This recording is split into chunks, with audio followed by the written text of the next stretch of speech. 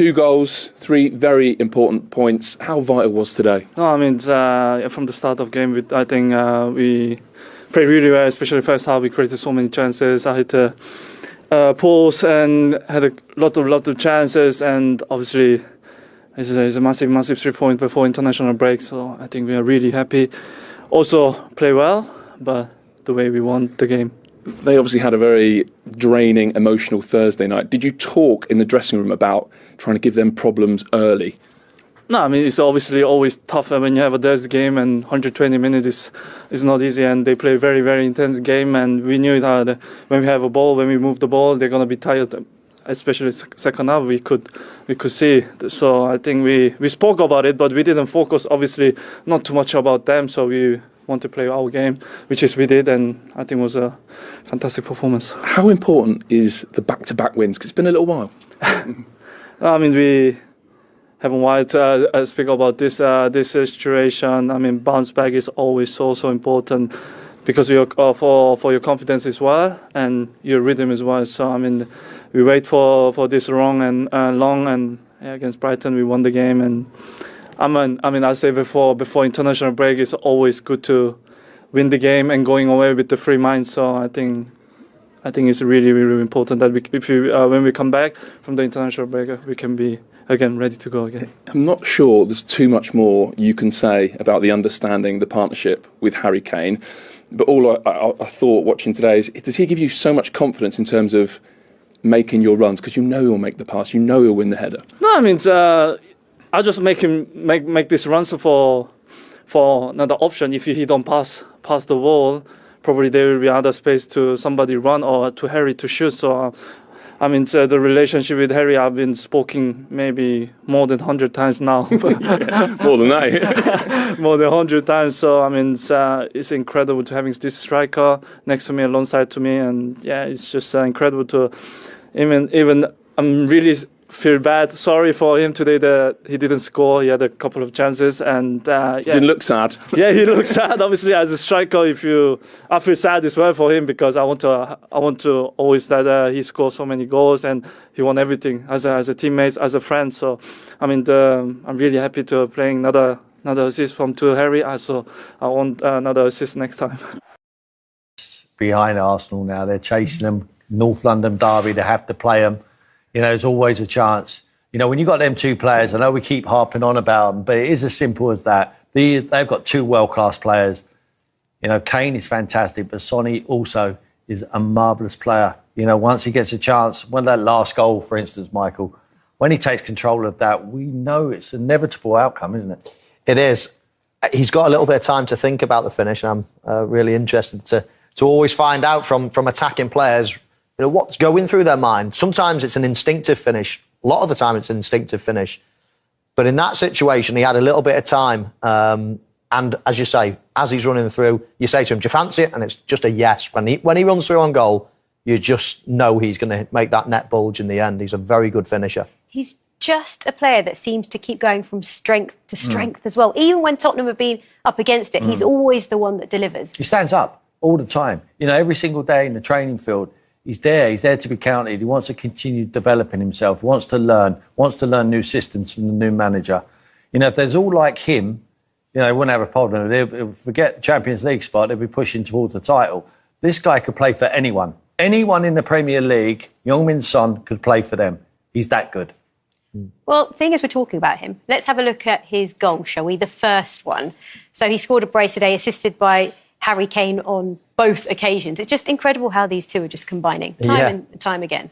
It's becoming the norm, isn't it? I mean, they've just broken the record of the most combinations of goals in the Premier League, and now they're extending it. This is the 2-0 goal. Takes it onto his left foot. He's equally as comfortable on either foot as well. That's the great thing about it. He's good time with his. You see his first run, it doesn't come off. Then he gets back onside and makes another great run. Stays onside. Almost stands the defender up as well, kills the pace of it for just a split second. So then when he explodes into life again, he can gain that half a yard. And he's not bothered whether he goes left foot, right foot. He's got power in each feet.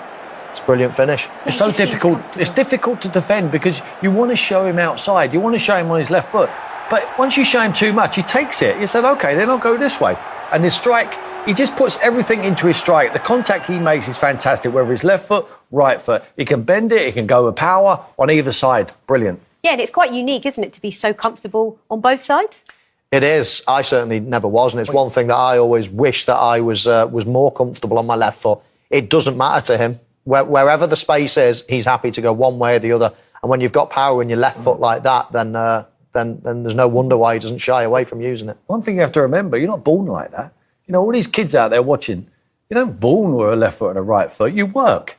You want to improve, you go and work on it. You continue to work, bending the balls, kicking the ball against the wall, get your pal out with you. That's exactly what he does. He works, but he doesn't stop because he's playing in the Premier League. Every single day, him, and I can tell you firsthand, Harry Kane, continues to develop every single day. There's no ceiling with them. They don't think they've arrived. They think they can get better. That is the key. We're seeing that week in, week out, aren't we? And actually, he doesn't stop when the 90 minutes is running, as we saw today. He got the goal late on, didn't he? Oh, yeah. I mean, his energy levels are amazing. And, of course, at 2-1, you're always still a little bit nervous. But then this just put the final nail in the coffin. Again, as I mentioned before, he's got about 15, 20 yards to run while he's knowing, right, this is a one-on-one, this is a chance. So at this point now, he's thinking about the finish. And I just wonder with him, when he knows he's going to do that, does he lift his head up and see the goalkeeper making a certain angle? I think that that's the case. You know, a lot of the time you're trying to make an angle with the goalkeeper and you sort of look up at the last minute and then you decide where it's going to go.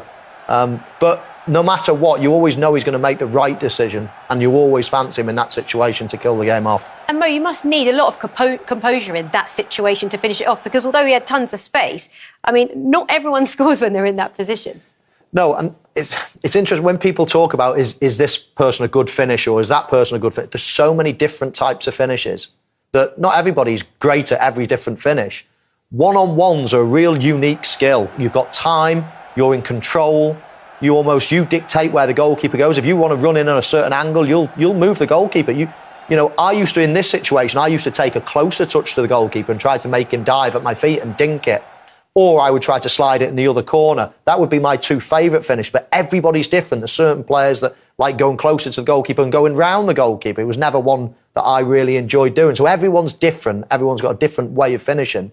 The main thing is that it hits the back of the net at the end of it. And as I said, when he was running through, we had a split second. We looked at each other and said, do you fancy him? And we both said, yeah, it's a goal. And bang, he scores. And that's the confidence he gives you when he's running through on goal. He certainly does. Well, seeing as we're talking about him, let's hear from him. Here he is. The Gunners could even increase that gap with a game in hand over fifth-placed Manchester United, and were well worthy of the 3 points against a toothless Villa despite the narrow scoreline. "We are there with 10 games to go," said Arsenal boss Mikel Arteta. "We have this feeling that we really want it, you can sense it, and we're going to give it a go." A run of 10 wins from their last 13 league games has propelled Arteta's men to the front of the race to join Manchester City, Liverpool and Chelsea in the top 4 after getting off to their worst start to a league campaign in 67 years. Arteta had complained about the tight turnaround his side faced after Wednesday's 2-0 home defeat to Liverpool. But there was no sign of tiredness from his young side Saturday, as they penned Villa back for the opening 45 minutes. "It was a tough first half because we allowed it to be tough," said Villa boss Steven Gerrard. "Our performance lacked belief. It wasn't until halftime onwards we showed we could be better in the game." Emile Smith-Rowe returned to the starting lineup as one of 2 changes as Gabriel Martinelli and Aaron Ramsdale missed out through illness and injury respectively. Smith-Rowe had the first chance inside the 3 minutes when he fired over from Martin Odegaard's pass. Odegaard and Thomas Partey were dominating the midfield, and a nice move between the two deserved a better finish from the Ghanaian as he fired straight at Emiliano Martinez. The former Arsenal goalkeeper then denied his former club the opening goal with a stunning save low to his left to prevent Ezri Konsa turning into his own net from Saka's dangerous cross. Saka was a constant threat and fittingly got the only goal on 30 minutes when Villa failed to clear a free kick, and he fired low past Martinez from the edge of the area. Arsenal players surrounded referee Andy Madley moments later begging for a red card after Tyrone Mings caught Saka, but the England international got away with just a booking.